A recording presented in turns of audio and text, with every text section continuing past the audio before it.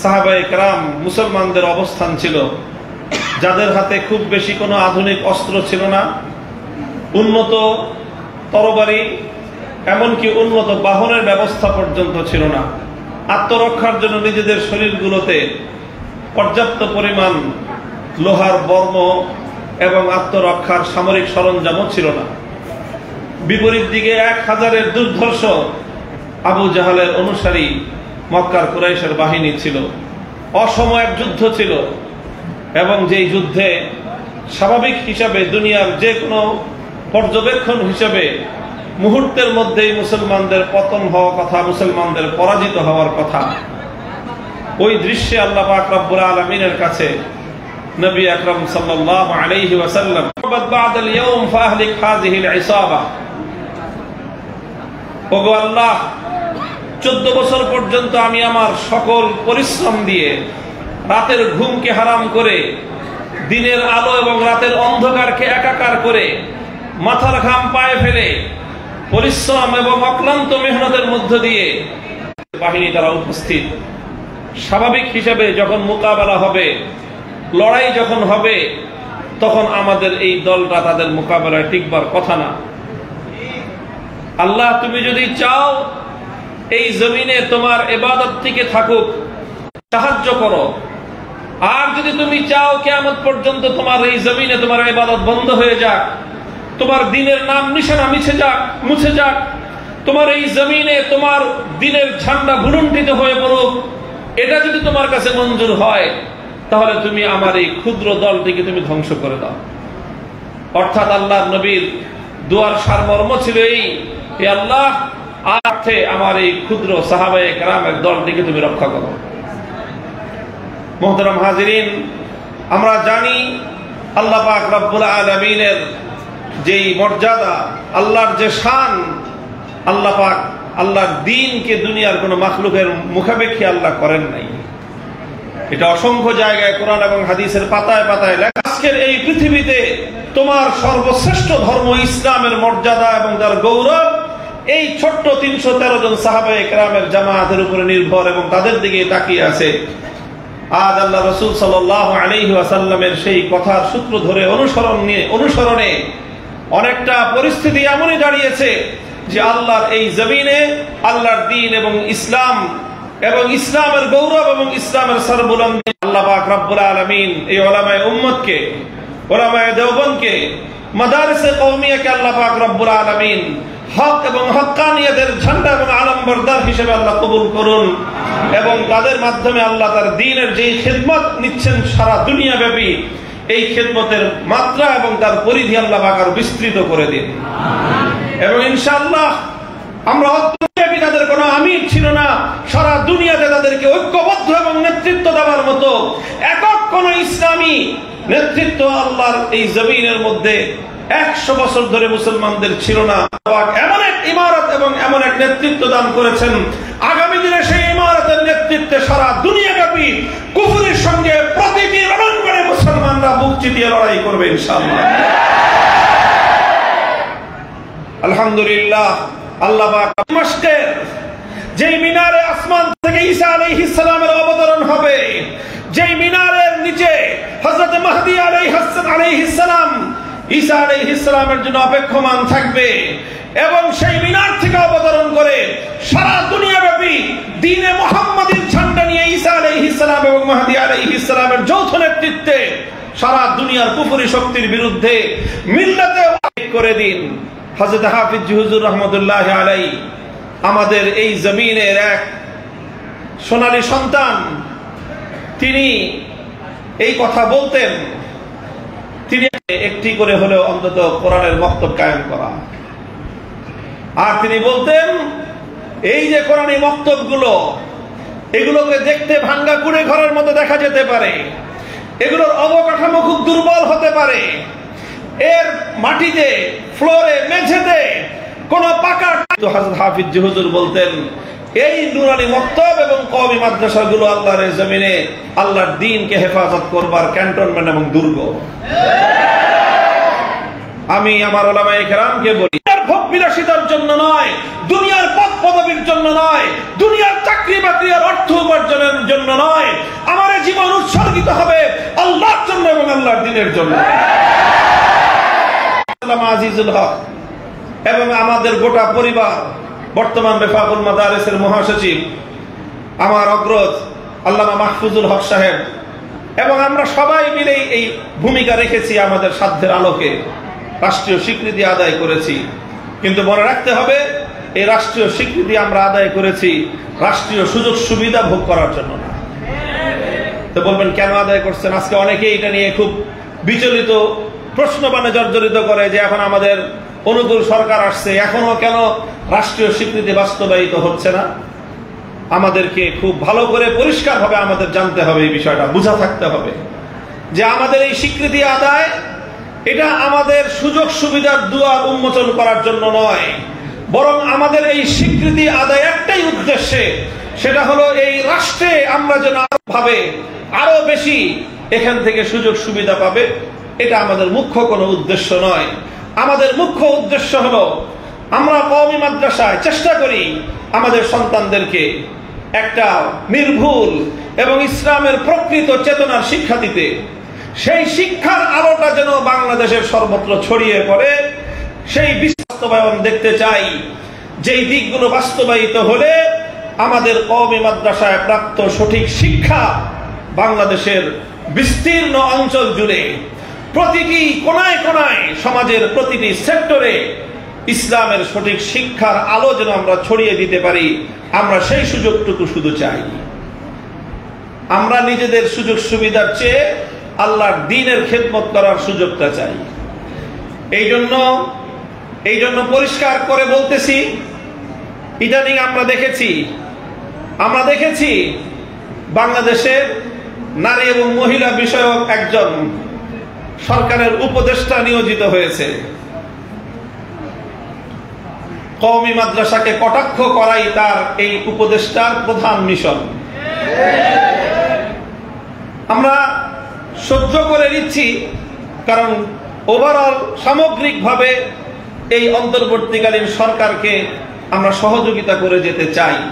এই জন্য আমরা এই কুলাঙ্গার একজন উপদেষ্টা তার কিছু কটাক্ষপূর্ণ এবং অত্যন্ত অশালীন কুরুচিপূর্ণ বক্তব্যগুলোকেও আমরা হজম করে নিচ্ছি, তবে আমরা একটা সীমা পর্যন্ত হজম করব। এরপরে কুখ্যাত এই শারমিন মুর্শেদের কটাক্ষপূর্ণ কথার জবাব যে ভাষায় দিতে হয় আমরা সে ভাষায় দেওয়ার জন্য প্রস্তুত থাকি। কওমি মাদ্রাসার যে বিচ্ছিন্ন দুই চারটি ঘটনাকে কেন্দ্র করে গোটা কওমি মাদ্রাসাকে তিনি যেভাবে কটাক্ষ করেছেন তার জবাব দেওয়ার ভাষা আমাদের জানা আছে, তবে সেই ভাষা আজকের জন্য সংযত রাখলাম। যদি প্রয়োজন হয় আল্লাহ পাক রব্বুল আলামিন কওমি মাদ্রাসাকে হেফাজত করেন। কওমি মাদ্রাসা প্রতিষ্ঠার উদ্দেশ্যে এই মাদ্রাসাগুলোকে আল্লাহ পাক রব্বুল আলামিন অবিচল অটুট থেকে পাহাড়ের মতো দৃঢ় এবং অবিচ্ছেদ্য থেকে সামনের দিকে অগ্রসর হওয়ার তৌফিক দান করেন। সুস্পষ্ট ভাষায় আমরা বলতে চাই, আমি আবারও কওমি মাদ্রাসার রাষ্ট্রীয় সনদের যে সেই স্বীকৃতির কিছু কিছু ক্ষেত্রে বাস্তবায়নের জন্য ইতিমধ্যে আমাদের মুরব্বীদের পক্ষ থেকে, আল হায়াতুল আউলিয়া এবং রেফাকুল মাদারিসের পক্ষ থেকে রাষ্ট্র, সরকার এবং দেশের সুশীল সমাজের কাছে আমাদের চাওয়াগুলো সুস্পষ্ট ভাষায় তুলে ধরা হয়েছে। তার মধ্যে অন্যতম একটা হলো এই যে বাংলাদেশের জাতীয় শিক্ষা ব্যবস্থা স্কুল, কলেজ, ইউনিভার্সিটি লেভেল পর্যন্ত যে শিক্ষা ব্যবস্থা সারা দেশে পরিচালিত হয় এবং রাষ্ট্রীয় অর্থায়নে পরিচালিত হয়, এবং সেই রাষ্ট্রীয় অর্থায়নে আমাদের ঘাম ঝরানো ট্যাক্সের পয়সাও ব্যয়িত হয়। এই কথাটাও আরেকটা কথা বলে রাখি, সমাজের কিছু মানুষ আছেন ওনারা আমাদের কওমি মাদ্রাসার ছাত্র শিক্ষকদেরকে কটাক্ষ করে বলে যাকাত খাও, ফিতরা খাও, বড় বড় কথা বলে না? আমি ওই সকল সুশীল এবং শিক্ষিত জেনারেল শিক্ষা প্রতিষ্ঠানগুলো থেকে শিক্ষাপ্রাপ্ত, পাবলিক বিশ্ববিদ্যালয়গুলো থেকে, পাবলিক কলেজ এবং পাবলিক স্কুলগুলো থেকে শিক্ষাপ্রাপ্ত শিক্ষিত শ্রেণীকে আমি লক্ষ্য করে বলতে চাই, আমরা যদি যাকাত ফিতরা খাই, তোমরা কি খাও? তোমরা কার বাবার টাকা খেয়ে প্রতিপালিত হও? টাকাগুলো বাংলাদেশের আপামর সকল মানুষের মাথার ঘাম পায়ে ফেলানো ট্যাক্সের পয়সা থেকে অর্জিত হয়। সেই ট্যাক্স আমরা দেই। আমি গত বছরও প্রায় 2 লক্ষ টাকা আমি ট্যাক্স দিয়েছি সরকারকে। তো এভাবে সারা দেশের মানুষ ট্যাক্স দেয়। আমার মেহনতি মানুষ, গরিব দুঃখী মানুষ, রিক্সা চালক, ভ্যান গাড়িওয়ালা, নৌকার মাঝি, রাস্তার মেহনতি, এমনকি ফকির, দরিদ্র, অভাবী, রাস্তার দরিদ্র গরিব ফকিররাও তারা ভিক্ষা করে যে টাকা কামায়, সেই টাকা দিয়ে দিন শেষে যখন 1 প্যাকেট লবণ কিনে, আটা কিনে, আলু কিনে, চাল কিনে, ডাল কিনে, তাদের ক্রয়কৃত সেই প্রতিটি পণ্য থেকে সরকার ভ্যাট কেটে টাকা নিয়ে যায় 15%। আমরা টাকা দেই 100 টাকা, লবণ পাই 85 টাকা, বাকি 15 টাকা ভ্যাট কেটে নিয়ে যায় সরকার। এইভাবে গরিবের ফকিরের ভিক্ষার 15 টাকা দিয়ে ঢাকা বিশ্ববিদ্যালয়ে তুমি মাস্টার্স পাস করো। শিক্ষকের 15 টাকা ট্যাক্সের পয়সা দিয়ে প্রতিটি মেডিকেল কলেজ থেকে তোমরা ডাক্তারি পাস করো। আমাদের কওমি মাদ্রাসাগুলোতে আমরা পালিত হয়ে তুমি আমাকে বলো যাকাত খাই।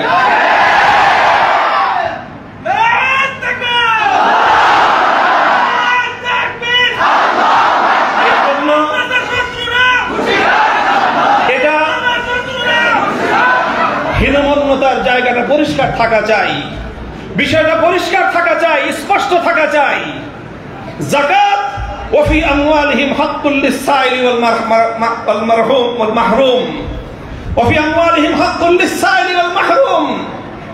যাকাত এটা আল্লাহর পক্ষ থেকে নির্ধারিত ধনীর সম্পদে গরিবের অধিকার, হিস্সা।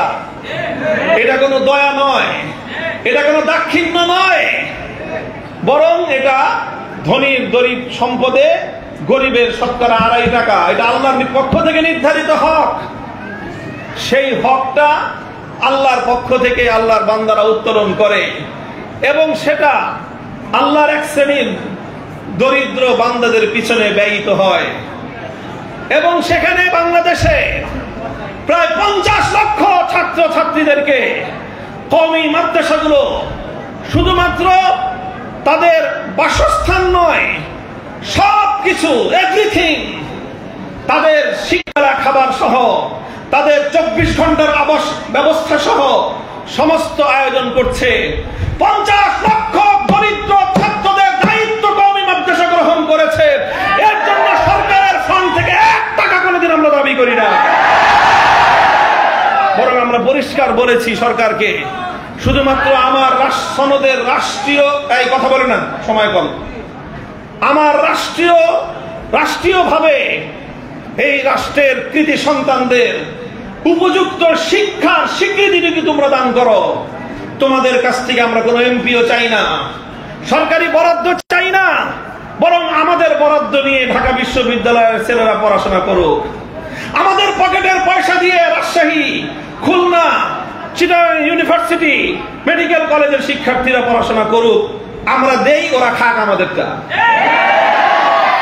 এতে লজ্জার তো কিছু নাই, এতে ঢাকা বিশ্ববিদ্যালয়ে একজন ছাত্রের লজ্জার কিছু নাই, এতে একটা মেডিকেল স্টুডেন্টের লজ্জার কিছু নাই, কারণ সে জাতির সন্তান, এ জাতির অর্থ দিয়ে সে প্রতিপালিত হবে এবং সে বড় হয়ে জাতির কল্যাণে ভূমিকা পালন করবে। এতে একটা মেডিকেল স্টুডেন্টের কোনো লজ্জার কিছু নাই। একটা মেডিকেল স্টুডেন্ট ডাক্তার হতে রাষ্ট্রের কত টাকা ব্যয় হয় আপনাদের ধারণা আছে?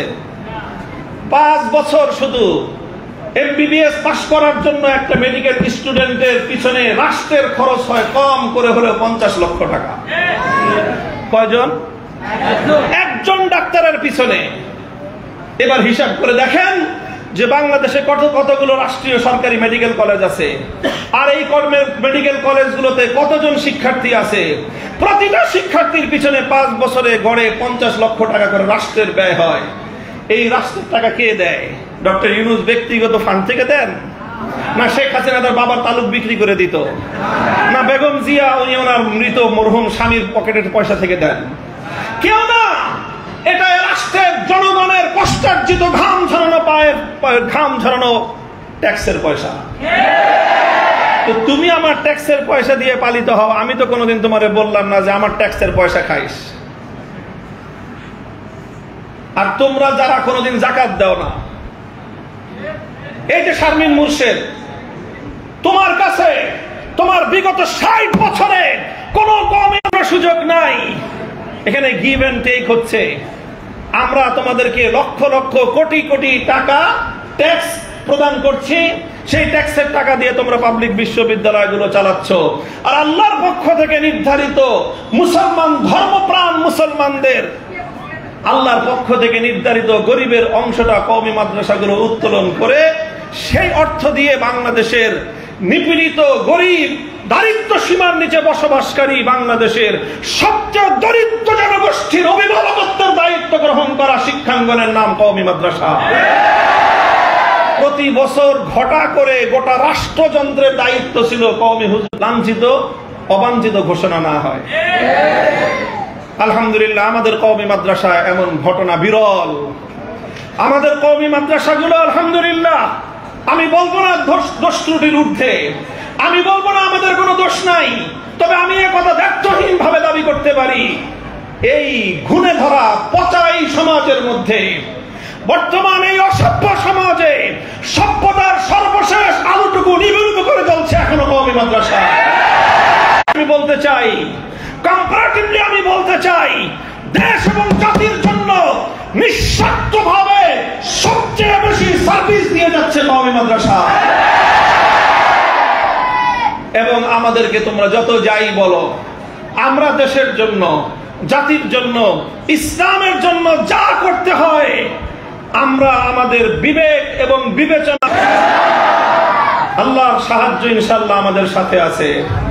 কওমি মাদ্রাসার শিক্ষার্থীদেরকে বলবো, আমাদের যে মাদার প্রতিষ্ঠান মাদারে ইলমি দারুল উলুম দেওবন্দ যখন 1857 সালে প্রতিষ্ঠিত হয়, 1867 সালে দারুল উলুম দেওবন্দ প্রতিষ্ঠিত হয়, 1866 সালে দারুল উলুম দেওবন্দ প্রতিষ্ঠিত হওয়ার সময়ে দেওবন্দের পূর্বপুরুষগণ তারা দারুল উলুম দেওবন্দ প্রতিষ্ঠার কয়েকটা মৌলিক লক্ষ্য এবং উদ্দেশ্য নির্ধারণ করেছিলেন। যে দেওবন্দ মাদ্রাসা কেমন সন্তান জন্ম দিবে, দেওবন্দ মাদ্রাসা কেমন ছাত্র গড়বে। কালের আবর্তনে 150 বছর পরেও আজও পর্যন্ত আমরা মনে করি কওমি মাদ্রাসার প্রতিটি ছাত্র শিক্ষকের সামনে সেই 150 বছর আগের 1866 সালে দারুল উলুম দেওবন্দ প্রতিষ্ঠাকালীন সময়ে নির্ধারিত লক্ষ্য এবং উদ্দেশ্য দিবালোকের ন্যায় পরিষ্কার থাকা উচিত। তারা বলেছেন দারুল উলুম দেওবন্দের অন্যতম প্রধান লক্ষ্য হলো তাআল্লুক মা আল্লাহ। অন্যতম প্রধান লক্ষ্য কি?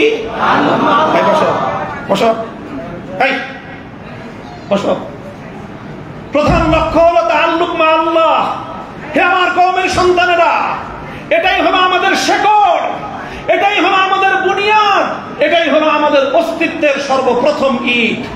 সেটা হলো কওমি মাদ্রাসার প্রতিটি সন্তানকে তাআল্লুক মা আল্লাহ তথা আল্লাহর সঙ্গে নিবিড় ভালোবাসার সম্পর্কের বন্ধনে আবদ্ধ থাকতে হবে। দুনিয়ার সকল মাখলুকাতের চেয়ে, দুনিয়ার সকল মানুষের চেয়ে এবং দুনিয়ার সকল শক্তির চেয়ে আমার সবচেয়ে বেশি নির্ভরতা থাকবে কার উপর? যে কোনো বিপদ আপদে দুনিয়ার অন্য সকলের সাহায্যের চেয়ে আমি সবচেয়ে বেশি আস্থা বিশ্বাস রাখবো কার উপর? আমার যে কোনো দুর্যোগ দুর্বিপাকে আমি অন্য কোন মানুষের কাছে সাহায্যের হাত প্রসারিত করবার আগে আমি সাহায্যের হাত তুলে ধরবো কার কাছে? তাআল্লুক মা আল্লাহ, আল্লাহর সঙ্গে গভীর সম্পর্ক গড়তে হবে। এই জন্য কওমি মাদ্রাসাগুলোতে এই তাআল্লুক মা আল্লাহ গড়বার আমাদের আকাবিরদের যুগ থেকে, আমাদের পূর্বসূরীদের যুগ থেকে যেই ধারাবাহিকতা রয়েছে, দারুল উলুম দেওবন্দের একটা অন্যতম শিক্ষা হলো প্রতিটি কওমি মাদ্রাসায় শিক্ষক ছাত্র শিক্ষকগণ আত্মশুদ্ধির মাধ্যমে আল্লাহর সঙ্গে তাআল্লুক গড়বার জন্য, আল্লাহর সঙ্গে নিবিড় আত্মার সম্পর্ক এবং বন্ধন তৈরি করবার জন্য তারা ইসলাহে নফসের উপর মেহনত করবে, আত্মশুদ্ধির উপর মেহনত করবে, রুহানিয়াতের শক্তি অর্জন করবার চেষ্টা করবে। এবং এই জন্য এই যে আমাদের তরিকতের লাইনের যে মেহনত, আজ কওমি মাদ্রাসাগুলোতে সেই মেহনতটা অনেক দুর্বল হয়ে পড়েছে। মনে রাখতে হবে, এটাই হলো আমাদের অস্তিত্বের প্রথম বুনিয়াদ। এই জায়গাটায় যদি আমরা দুর্বল হয়ে যাই, কওমি মাদ্রাসার এই শিক্ষা ব্যবস্থা ব্যর্থতায় পর্যবেসিত হবে। তাআল্লুক মা আল্লাহ গড়তে হবে। আমাদের কওমি মাদ্রাসাগুলোর প্রতিষ্ঠার অন্যতম দ্বিতীয় বুনিয়াদী উদ্দেশ্য ছিল জিহাদ ফি সাবিলিল্লাহ। জিহাদ ফি সাবিলিল্লাহর অর্থ হলো এই, আল্লাহর জমিনে আল্লাহর দ্বীনকে রক্ষা করার জন্য, আল্লাহর দ্বীনের গৌরব, আল্লাহর দ্বীনের মর্যাদাকে রক্ষা করবার জন্য যখন যেই ভূমিকা পালন করতে হয়, এই কওমি মাদ্রাসাগুলো ইসলামের হাফিজ হুজুরের ভাষায় ক্যান্টনমেন্ট এবং দুর্গের ভূমিকা অবতীর্ণ হতে হবে। এই জন্য এই যে তাআল্লুক মা আল্লাহ এবং জিহাদ ফি সাবিলিল্লাহ, রাতের অন্ধকারে আল্লাহর দরবারে তাহাজ্জুদের জায়নামাজে দাঁড়িয়ে চোখের অশ্রুর নজরানা পেশ করব, আবার দিনের বেলা আল্লাহর দ্বীনের জন্য, আল্লাহ নবীর ইজ্জতের হেফাজতের জন্য শাপলা চত্বরকে বুকের রক্ত দিয়ে আমরা রঞ্জিত করব।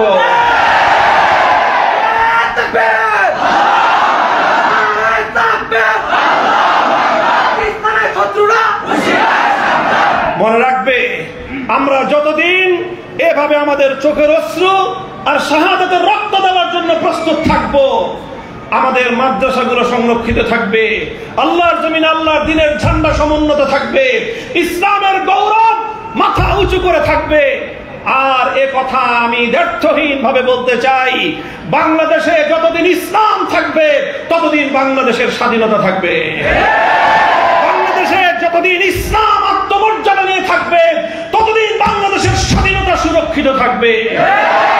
কারণ বাংলাদেশে ইসলাম এবং দেশের স্বাধীনতা এক সূত্রে গাঁথা। যদি ইসলাম দুর্বল হয়, বাংলাদেশের স্বাধীনতা বিপন্ন হবে। বাংলাদেশ গড়ে উঠেছে হাজার বছরের যে ইতিহাস, এই বাংলাদেশ গড়ে উঠবার পিছনে, এই বাংলাদেশের জাতি এবং রাষ্ট্র গঠনের পিছনে 100 নয় 200 বছরের, 150 বছর, 250 বছরের ইতিহাস পর্যালোচনা করো। এই বাংলাদেশ তার বাড়ির কাছের দিল্লিকে লাথি মেরে শত শত মাইলের দূরত্বে পিন্ডির সঙ্গে জোটবদ্ধ হয়েছিল একটাই উদ্দেশ্যে, যে আমরা কলকাতার দাদাবাবুদের আধিপত্য মানব না, আমরা দিল্লির গোলামিও করব না, আমরা স্বাধীন মুসলিম জাতিসত্তার পরিচয় নিয়ে পৃথিবীর বুকে আমরা বিচরণ করব। এরপরে যখন পিন্ডির সেই প্রভুরা আমাদের উপর প্রভুত্ব করতে চাইল, পিন্ডির খান পাঠানরা যখন আমাদের দারিদ্র্যের সুযোগ নিয়ে আমাদের প্রভু সেজে বসতে চাইল, এদেশের সন্তানেরা বলল, দিল্লির গোলামীর জিঞ্জির ছিন্ন করেছি, পিন্ডির দাসত্বের জিঞ্জিরে আবদ্ধ হওয়ার জন্য নয়। পিন্ডিকেও ঝাঁটাপেটা করে এখান থেকে বিদায় করা হয়েছে। এই হলো বাংলাদেশ। কাজে এই বাংলাদেশ নতুন করে যেমনি ভাবে কোনদিন পিন্ডির গোলামীর সেখানে আবদ্ধ হবে না, এ বাংলাদেশ দিল্লির আধিপত্য মেনে নেবে না। বাংলাদেশ যেভাবে দিল্লির কাছে মাথা নত করবে না, ওয়াশিংটন অথবা পিকিং, মস্কো অথবা অন্য কোন আধিপত্যবাদী শক্তি যদি বাংলাদেশের জাতি এবং রাষ্ট্রকে করতলগত করতে চায়, এদেশের কওমি মাদ্রাসাগুলোর যোদ্ধারা বুকের রক্ত দিয়ে দেশ এবং ইসলামকে রক্ষা করবে ইনশাআল্লাহ।